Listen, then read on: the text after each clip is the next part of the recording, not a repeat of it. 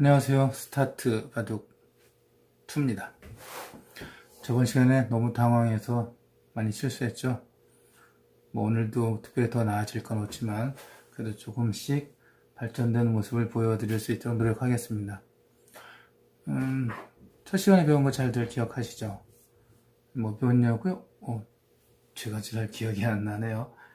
바둑판에 대해서 또 바둑알에 대해서 기본적인 거 배우셨고요. 살아가는 길, 그리고 단수라는 걸 배웠습니다.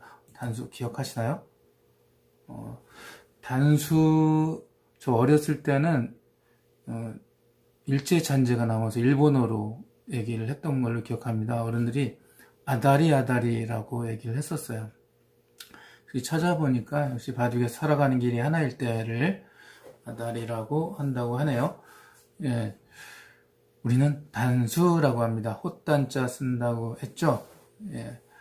살아가는 길이 하나일 때 단수. 예. 이제 여러분들은 겨우 두 번째 시간이지만 단수에 대해서 확실히 알게 되었습니다. 기원에서 한 30년간 바둑을 두신 분에게 전에 한번 여쭤본 적이 있습니다. 단수가 뭔지 아세요? 그랬더니, 그거 하나 넣으면 잡는 거 아니야? 그거 위험한 거! 이렇게들 대답하세요. 그런데 여러분들은 정확히 대답하실 수 있습니다. 단수란 살아가는 길이 하나일 때를 말합니다. 단수를 왜 이렇게 강조하느냐고요? 오늘 배우실 게 바로 그 단수입니다. 단수에 관한 것을 한번 배워보도록 하겠습니다. 일단 단수가 아까 말씀드렸듯이 살아가는 길이 하나인데요. 지금 화면에 보시면 백돌을 잘 보세요. 돌이 하나인 돌, 두 개인 돌, 세 개인 돌 이렇게 등등 있는데 그 돌 부분적으로 보면 살아가는 길이 모두 몇 개씩 있죠? 네, 2개씩 있습니다. 그래서 이거를 단수로 만들어 보세요 라는 게 첫 번째 저희가 공부할 거죠. 이렇게 쉬워? 라고 하시는데 제가 그랬죠? 쉽게 쉬운 것부터 차근차근 밟아 나가도록 한다고 했습니다. 자, 지금부터 이제 바둑이 거의 끝날 때까지는 여러분들은 흑의 입장에서 공부를 하시겠습니다. 왜냐고요? 바둑은 더 잘 두는 사람들이 백을 잡거든요. 흑이 먼저 둔다고 했을 때 이 하얀 돌을 단수로 만들려면 어디를 놓아야 될까요? 이제 첫 번째 돌이 하나 있을 때는 여기 혹은 이쪽을 놓게 되면 상대의 돌은 단수에 몰리게 됩니다. 이렇게 살아가는 길이 2개 있을 때 하나를 막아서 단수로 만드는 행위, 이거를 단수치기라고 합니다. 저희 어렸을 때 특별한 놀이기구가 지금처럼 많지 않았죠. 게임도 별로 없고 다양한 종목도 있질 않았죠. 그래서 놀았던 걸 가만히 생각해 보면은 이런 게 있었네요. 구슬치기, 딱지치기, 자치기, 비석치기, 하다못해 여치기, 새치기는 들어갈지 안 들어갈지 잘 모르겠네요. 아무튼 치기란 말을 많이 썼던 것 같아요. 우리 민족이 이렇게 싸움을 좋아해서 그런가요? 아무튼 그래서 단수를 만드는 행위를 단수치기라고 한다라고 알아두시면 됩니다. 단수치기의 전제 조건은 상대의 돌이 무조건 2개가 있을 때가 됩니다. 그래서 하나를 막으면 단수가 되겠죠. 자, 여기 2개 있는 돌은 역시 이렇게 단수를 치거나 이렇게 단수를 칩니다. 아직은 어느 것이 더 좋은 방향인가 이걸 생각하지 마시고 일단 둘 중에 하나를 막을 수만 있으면 됩니다. 4개인 돌은 여기를 두거나 이렇게 두거나 하겠죠. 근데 두 문제는 여러분들이 빨리 생각해 보시면 알겠죠. A 혹은 B라고 사람들이 얘기하죠. 이렇게 단수를 칠 수 있다. 이제 여러분들은 살아가는 길이 2개인 돌은 하나를 막아서 단수를 칠 수 있게 됐습니다. 자, 다음 그림 하나 볼까요? 여러분들 흑이 흙돌이라고 생각하라고 했죠. 흙의 입장에서 생각하시는 겁니다. 그 여러분들 흙돌이 전부 어떻게 되어 있을까요? 단수가 되어 있죠. 예. 단수가 되면 위험하다 그랬습니다. 나중에 백이 살아가는 길을 하나 막으면 예, 안에 있는 흙돌이 잡혀버리게 되죠. 그렇다면은 단수가 되어 있고 여러분들이 흙이고 여러분들 차례라고 한다면 어떻게 해야 될까요? 단수를 벗어나려면 방법이 있겠네요. 어떤 방법이 있을까요? 네, 살아가는 길로 달아나면 됩니다. 어떻게 해요? 이렇게 달아나면 되죠. 이 문제 풀기 전에 이거 한번 볼까요? 이렇게 단수 있을 때 하얀 돌이 이렇게 놓게 되면 안에 있는 검은 돌은 잡히게 된다고 말씀드렸죠. 제가 초등학생들에게 전에 처음 강의하면서 이 흙은 어떻게 도망갈 수 있을까, 어떻게 살아갈 수 있을까라고 낸 적이 있어요. 한 20년쯤 전에 어느 시골 방과후 학교에서 이런 문제를 냈거든요. 참고로 제가 살고 있는 곳은 충청도입니다. 그랬더니 서로 잘 알겠다고 서로 자기가 맞추겠다고 손을 막 드는 거예요. 그래서 누구를 시킬까 봤더니 저 뒤쪽에서 한 씩씩한 친구가 손 두 개를 양손을 막 들더라고요. 저요. 이 멀리서 보고 소리가 없으면 저건 분명히 살려주세요 이런 자세거든요. 그래서 너무 재밌어서 그래 너 한번 해봐라 라고 이름을 불러줬거든요. 그랬더니 나와서 강용 자석 바둑판에서 검은 돌을 하나 가지고서는 이렇게 놓으면 되는데 이 친구는 나오지 않고 의자 위에 올라가서 저거 제대로 살려달라고 하는 거죠. 어떻게 얘기하냐면 저에게 이렇게 하더라고요. 저 짝이요. 네, 제가 가끔 애들을 가르치는 맛을 이런 데서 느낍니다. 한번 크게 웃었죠 제가. 살아가는 길을 알고 있고 그 친구는 방향을 제대로 짚었기 때문에 맞은 걸 해줬습니다. 그리고 또 이제 몇 년 지나서 유치원생에게 이제 한번 이거를 똑같이 문제 냈죠. 처음 배우는 친구에게. 이거 어떻게 하면 살 수 있을까 했더니 이 친구가 선생님 너무 쉬워요 이러면서 씩 웃으면서 어떻게 하냐면 이렇게 하더라고요. 이거요 이렇게 하면 됩니다. 깜짝 놀랐습니다. 애들 창의력은 말할 수가 없죠. 제가 애들에게 가끔 배웁니다. 왜 나는 이렇게 생각이 굳어져 있을까? 다시 한번 돌아가도록 하겠습니다. 이제 여러분들은 이 돌을 살릴 수 있는데 이 돌 움직이면 안 됩니다. 그럼 어떻게 해야 될까요? 통 속에 있는 나의 흙돌을 하나 꺼내서 바로 살아가는 길로 이렇게 놓아주면 이 흙돌 두 개는 한 몸이 되고 길이 늘죠. 어떻게 늘었을까요? 한 개, 두 개, 세 개로 늘었습니다. 상대가 한번 쫓아가 볼까요? 혼자 두 개 못 둔다고 하니까 어딜 가! 라고 쫓아가겠죠. 그럼 검은들은 아까 제가 말했던 친구가 웃는 것처럼 씩 웃으면서 이렇게 놓게 되면 살아가는 길이 하나, 둘, 셋, 네 개로 늘기 때문에 상당히 안전해졌다라고 할 수가 있습니다. 이제 여러분들은 단수에 몰렸을 때 살아가는 길로 가야 되는구나 라는 기본적인 생각을 갖게 되시게 됩니다. 자, 살아가는 길로 그렇다면 요돌 두 개 도망갈 수 있겠죠? 자, 도망을 살아가는 길 바로 대각선이 아니라 선으로 연결돼서 첫 번째 만나는 점이 살아가는 길이라고 했죠? 이렇게 도망갑니다.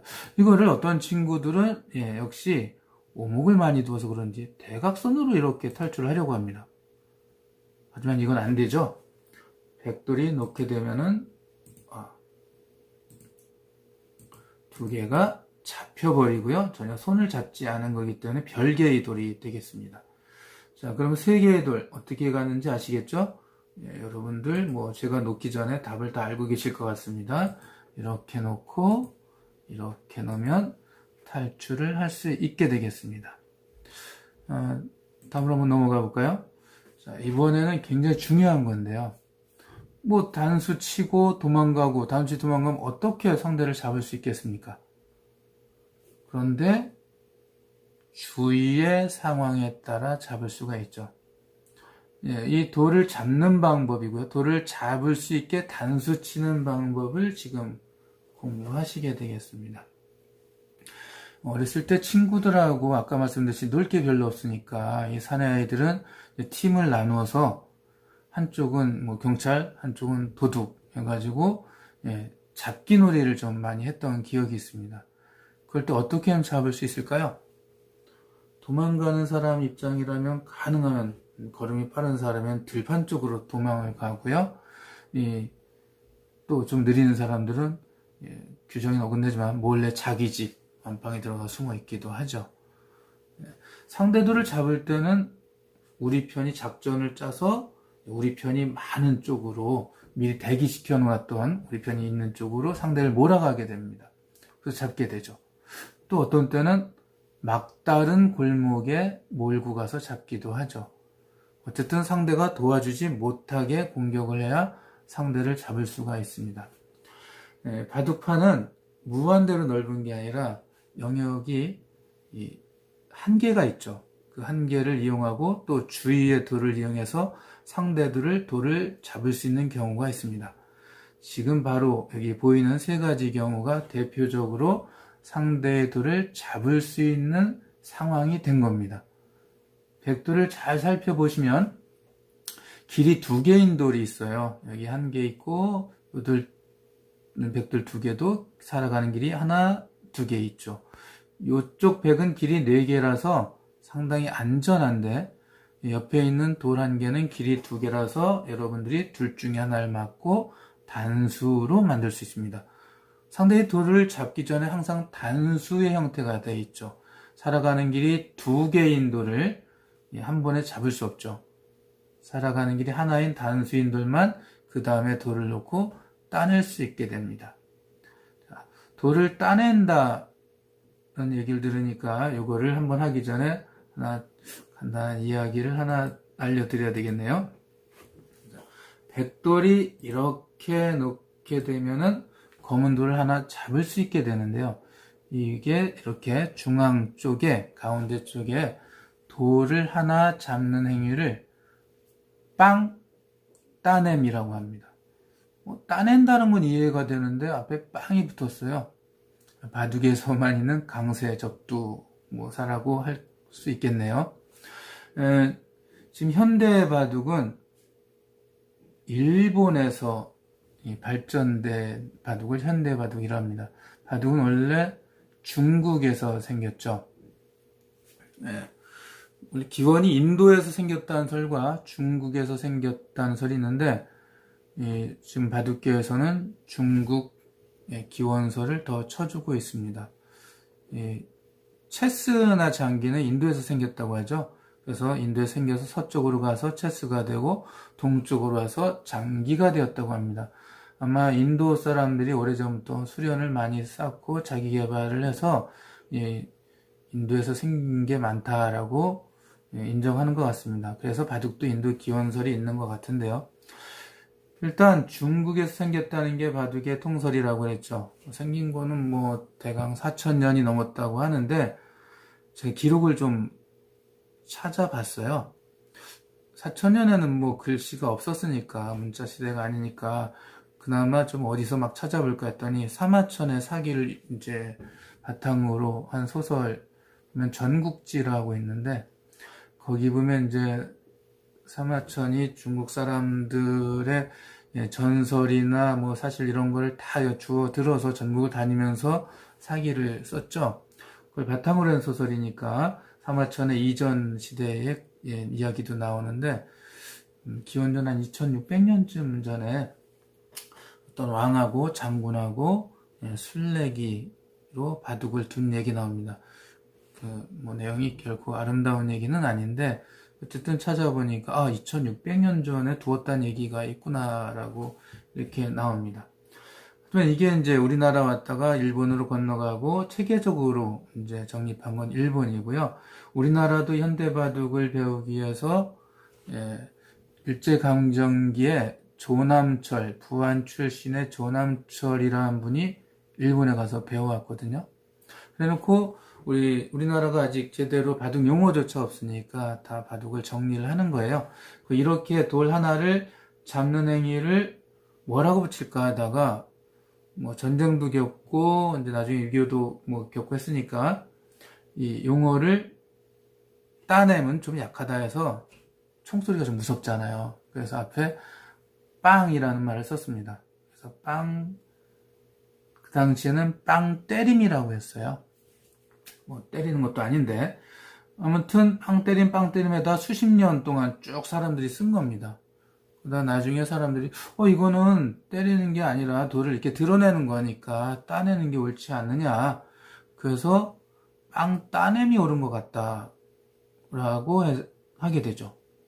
이 조남철 구단이 자기가 만들어 놓고 생각해 보니까 그 말이 맞는 것 같아요. 그래서 이제 친구인 서울대 이 국어교육과인지 국문학과인지 교수님하고 식사 자리에서 얘기를 하죠. 후배들이 이거 빵 때림이 아니라 빵 따냄이라고 하는데 내가 생각해도 그거 좀 맞는 것 같다. 근데 교수님이 표준말이란 서울 사람들이 오랫동안 쓰는 게 표준말이다. 그러니까 네가 만들고 수십 년간 써왔으니까 빵 때림 해도 괜찮다. 그리고 걔도 때려서 잡지 않느냐? 라고 말을 했다네요.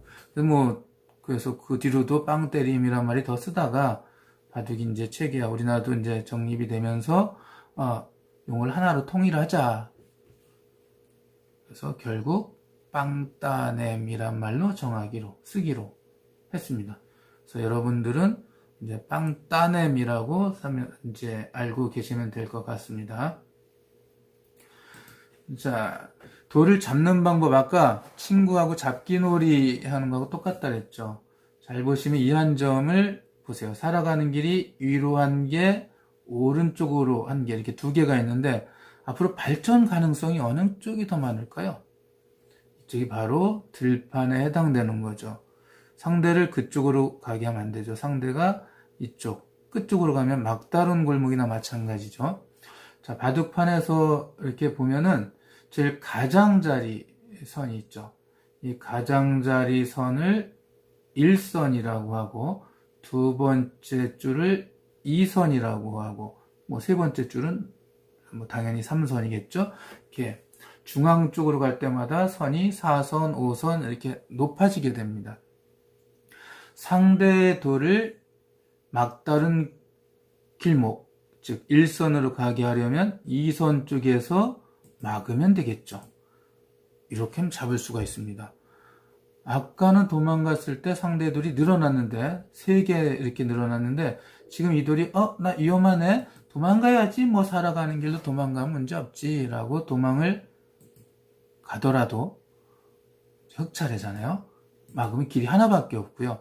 1선 아까 제일 가장자리 선을 1선이라고 했는데 다음에 배우겠지만 1선은 죽는 선이라고 합니다. 도망가 봐야 살아가는 길이 늘어나지가 않습니다. 그냥 하나가 돼요. 그래서 잡히게 됩니다. 흙이 가로 막을 테니까. 이렇게 해서 길이 없어 잡히게 되죠. 자, 두 번째 문제를 보면 바로 우리 편 사냥꾼 쪽이 많은 쪽으로 상대를 몰아가라 그랬죠. 여기 우리 편이 있으니까 이쪽으로 오게 하려면 상대가 도망가지 못하게 반대 방향을 막게 됩니다. 하얀 돌이 도망가야지 하더라도 사냥꾼이 기다리고 있었으니까 무난히 잡아낼 수 있었겠네요. 세 번째, 상대 도와주지 못하게 합니다. 하얀 돌이 이렇게 높게 손을 잡으면 살아가는 길이 많게 되거든요. 그러니까 그거를 방지하기 위해서 검은 돌로 막아서 하얀 돌이 도망가더라도 잡을 수가 있게 됩니다. 오늘은 바로 단수에 대해서 배워봤습니다. 이 단수에 대해서는 다음 시간에도 역시 이어서 공부해야 될 것 같습니다. 생각보다 쉽죠? 시간도 금방 가지 않습니까? 오늘은 여기까지 하겠습니다. 이거 뭐라고요? 스타트 바둑 잘 부탁드리겠습니다. 감사합니다.